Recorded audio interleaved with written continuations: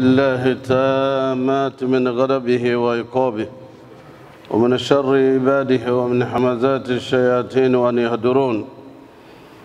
نعوذ بالله الذي يمسك السماء أن تقع على الأرض إلا بإذنه من شر ما خلق وزرع ومن شر الشيطان وشركه.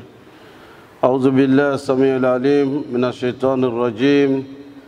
بسم الله الرحمن الرحيم. إن الحمد لله نحمده ونستعينه ونستهديه. من يهده الله فهو المهتدي ومن يضلل فلن تجد له وليا مرشدا. نشهد أن لا إله إلا الله ولي الصالحين ونشهد أن محمدا عبده ورسوله. اللهم صل وسلم على المبعوث رحمة للعالمين محمد بن عبد الله وعلى آله وصحبه وسلم.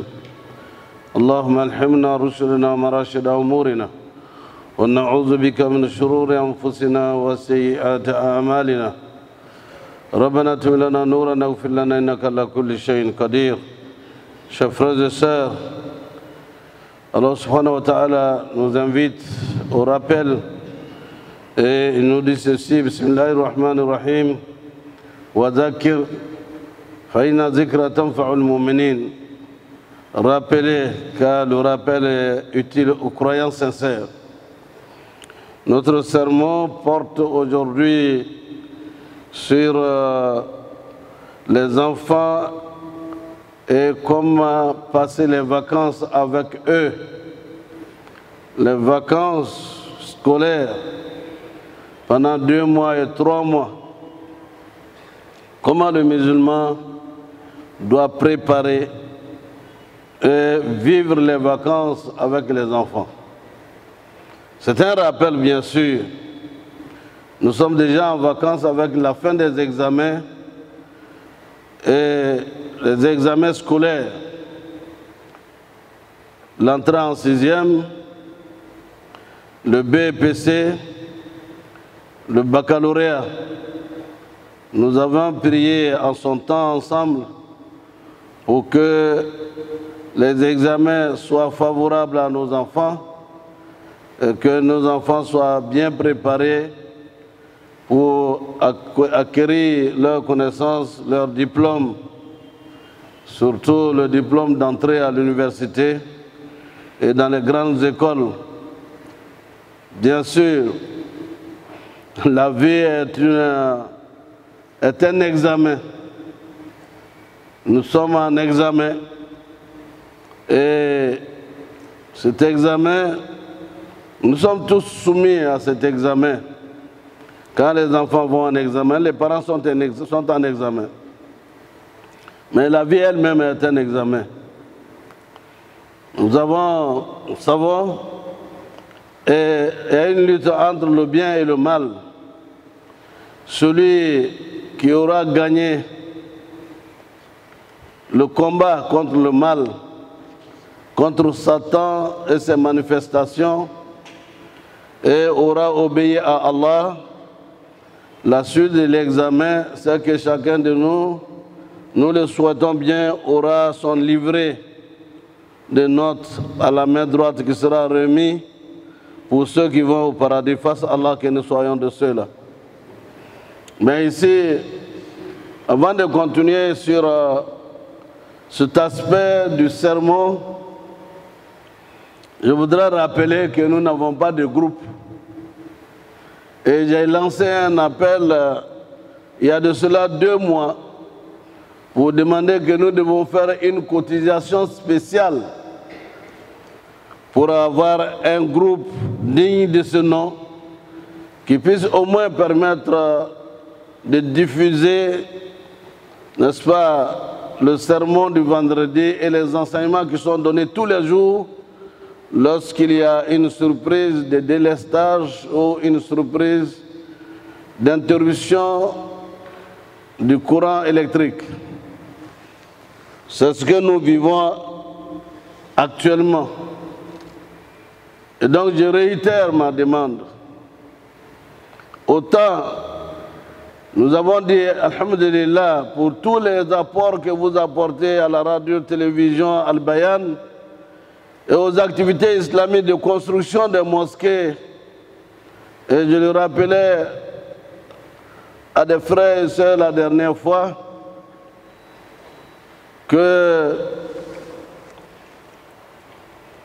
en 81, il n'y avait que 3 mosquées à la Riviera, à Cocody. Et aujourd'hui, nous avons plus de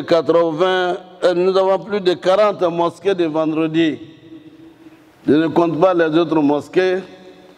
Je disais que c'est grâce aux cadres, aux hommes d'affaires et aux travailleurs de différentes catégories. C'est eux qui ont construit les 40 et quelques mosquées de vendredi.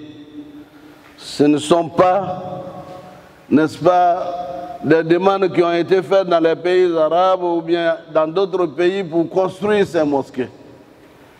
Et j'en profitais pour prier pour vous, les cadres et les hommes d'affaires et les opérateurs économiques en Côte d'Ivoire. Vous pouvez vous dire, et nous pouvons dire aisément que vous êtes une fierté pour nous, parce que nous serons fiers d'être parmi ceux qui seront élus et qui vont avoir leur examen d'entrée au paradis. Face à Allah, que vous et nous soyons de ceux-là.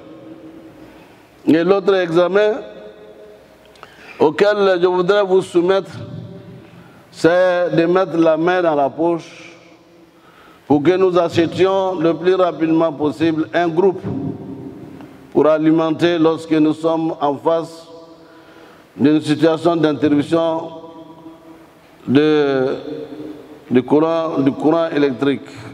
Ça fait une demi-heure que nous attendions et c'est maintenant que le courant est revenu. Alhamdulillah Rabbil Alamin. Chers frères et sœurs, Allah subhanahu wa ta'ala nous met en devoir de reconnaître notre devoir vis-à-vis d'Allah et vis-à-vis de nos familles. C'est une responsabilité d'Allah. Lorsque l'on a une famille, la première chose, le jour du mariage, c'est de remercier Allah par 2 rakats qu'on fait avec son épouse et tout le projet qu'on a dans la vie, dans le couple ensemble. Et pourquoi également avec des bénédictions que l'on fait pour avoir des enfants. Hommes comme filles. Mais le remerciement encore va au-delà lorsque ces enfants grandissent avec nous, de nous occuper de leur éducation morale, spirituelle, intellectuelle, sociale, culturelle, sportive. Une éducation. Nous les avons envoyés à l'école et nous sommes aujourd'hui témoins que l'école, c'est vrai que l'école est utile et indispensable pour l'épanouissement d'une communauté, d'une nation, d'une famille. Mais les enfants ne doivent pas rester au gré du hasard dans leur éducation. C'est pour cette raison que ce temps, les vacances, doit être mis à profit pour apporter aux enfants ce dont ils ont besoin lorsqu'ils ne vont plus à l'école. Ils doivent aller à l'école de la famille, à l'école de la mère et du père. Ils doivent baigner dans un environnement qui leur permet de s'épanouir davantage en observant le repos de leur esprit, du point de vue occupation intellectuelle, apprendre les leçons, aller à l'école quotidiennement en face de leur maître, en face de leur professeur. Le rôle de la famille, le rôle du père de famille a été toujours déterminant. Le rôle des encadreurs, ceux qui ont prié pour que Allah leur donne des enfants. Les voilà entre vos mains. Certains sont déjà appelés microbes et ne l'ont pas voulu, ne l'ont pas cherché. Certains sont déjà entre les mains des bandits, vendeurs de drogue et des stupéfiants qui sont parmi nous dans nos communautés. Vendeurs de stupéfiants, vendeurs de drogue de toute nature. Et on peut citer le nombre de fumoirs à Bobo. Plus de 300. Plus de 300. Qui sont les clients? Ce sont nos enfants. Il y a des vendeurs parmi des hommes qui ne sont pas loin de nous et également des femmes qui ne sont pas loin de nous et qui les vendent le soir. On voit sur leur tête des médicaments à vendre. Dans les tables, petites tables qui sont chaudes, il y a 2 tiroirs. Il y a un tiroir qui est au-dessus, il y a un autre tiroir qui est à l'intérieur du tiroir, dans lequel il y a la vente de la drogue qui est vendue aux enfants. 1 gramme coûte 12 500, ça coûtait il y a de cela une dizaine d'années. 1 gramme, 12 500, 14 000. Qui dira, qui sait compter lorsqu'il s'agit d'1 kilo et autres. Je ne vais pas faire d'exposé sur cet aspect, parce que nous avons travaillé avec la branche des Nations Unies qui s'occupe des questions de drogue et des stupéfiants. Il y en a dans nos communautés. Il y en a dans nos quartiers. Alors, il faut une éducation très rapprochée. Être proche des enfants à tout moment, mais particulièrement pendant les vacances. Il y a des activités que le père de famille, la mère de famille, depuis le lever du soleil jusqu'à la tombée du soleil, apprendre aux enfants à avoir de bonnes habitudes, développer l'amitié avec les enfants. Je ne dirais pas à notre temps, les temps ont changé. En 81, lorsque je venais en vacances, le garage d'un cadre qui était un frère, ils ont mis des bancs pour que je donne des cours à leurs enfants à Cocody, Riviera. Les enfants, 81 venaient, les enfants venaient prendre des cours. J'étais étudiant en Arabie. Quand je viens en vacances, je passe les 2 mois de vacances successivement à donner des cours aux enfants, à donner des cours aux enfants à Adjien. Et alternativement, avec d'autres frères, on arrivait à encadrer les enfants. Mais de même, les parents conscients et soucieux de cette éducation morale et spirituelle envoyaient les enfants, même au village, pour apprendre le Coran et apprendre les enseignements nécessaires de l'islam. J'ai un frère qui est aujourd'hui à la retraite. Il était à la Banque mondiale.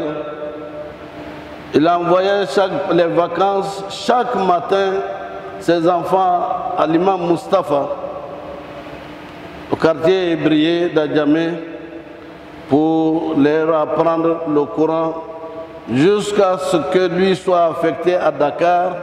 Et une fois arrivé là-bas, il m'a dit, l'imam, donne-moi quelqu'un à Dakar pour enseigner mes enfants.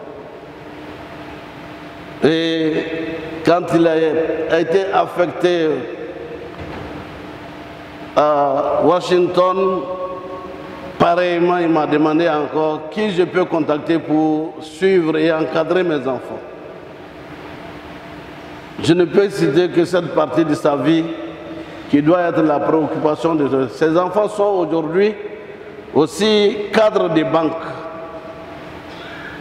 Mais les musulmans sincères et pieux, pratiquants, on ne dit pas, on ne se pose même pas de savoir, c'est un musulman pratiquant.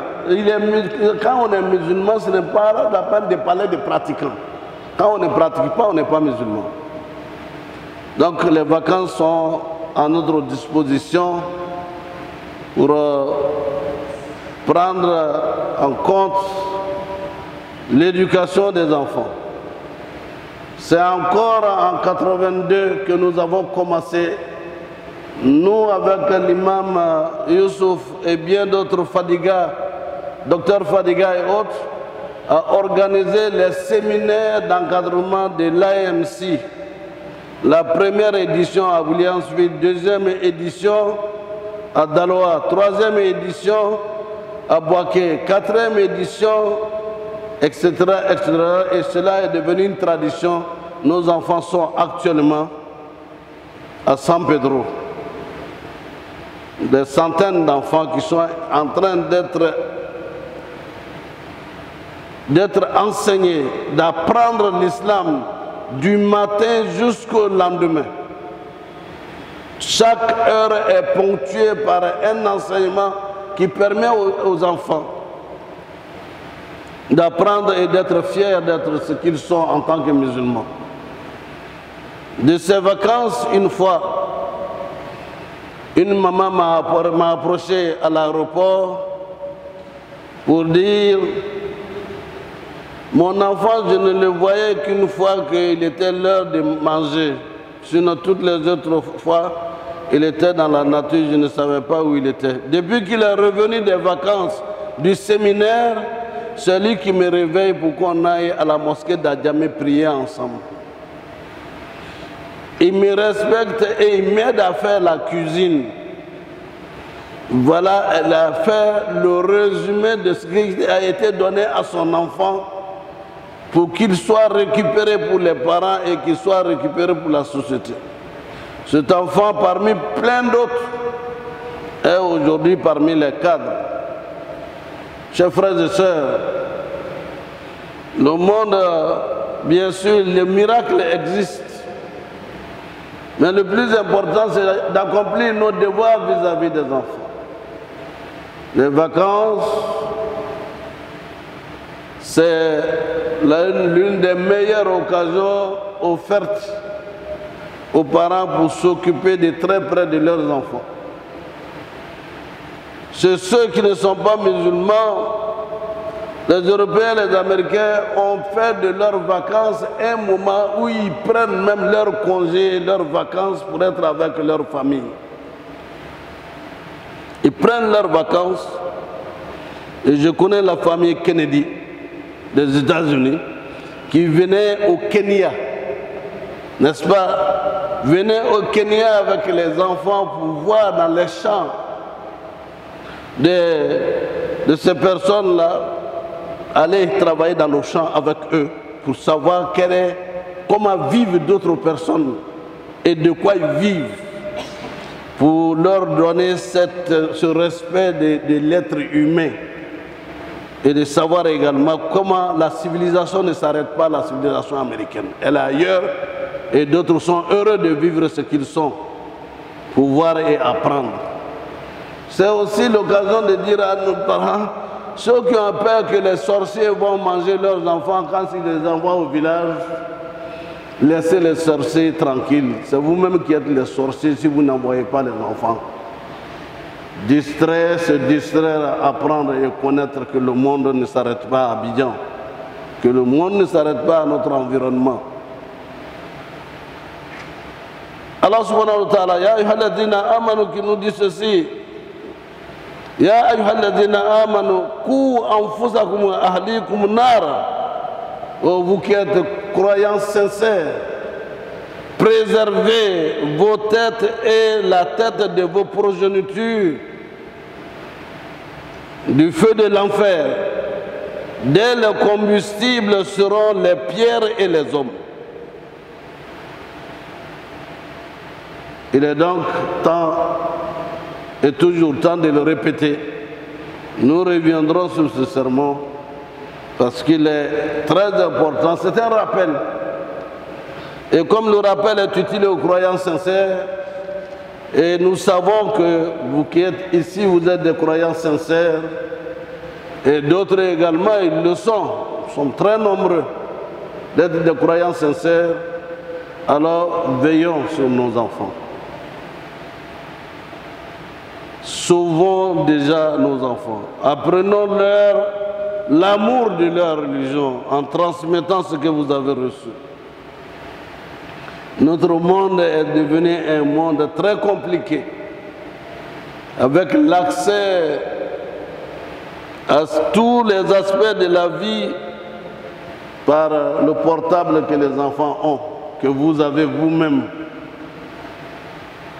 Et donc, si on ne leur offre rien, ils ont de quoi qui leur est servi par d'autres et qui ne pensent pas la même chose que nous et qui ont également leurs valeurs de référence qui ne sont pas les nôtres. Qu'Allah nous aide à aider nos enfants. Qu'Allah nous aide à orienter nos enfants vers ce qu'il y a de mieux pour eux dans ce monde d'ici-bas et dans le monde de l'au-delà. أقول قولي هذا واستغفر الله لي ولكم ولسائر المسلمين من كل ذنب فاستغفروه إنه هو الغفور الرحيم.